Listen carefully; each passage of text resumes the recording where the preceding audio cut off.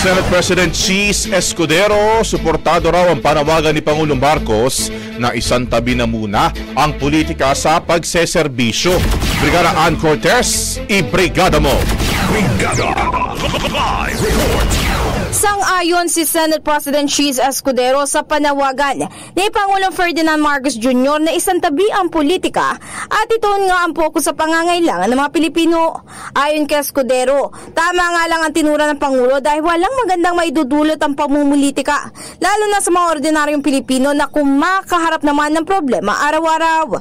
Git pa niya, tulad ng mensahe ng Pangulo ay napapanahon na rin para magkapatawaran o magkaisa sa pagsaserbisyo sa bayan.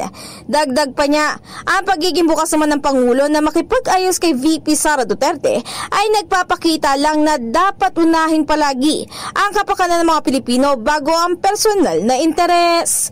In the heart of changing lives, ako si Brigada Ann Cortez ng 105.1 Brigada News FM Manila, The Music News Authority. Brigada Balita Nationwide. Ang bahaging ito ay hatid sa atin ng Standout ES4 Capsule. Simulang tuparin ang pangarap ng iyong anak. And stunting now,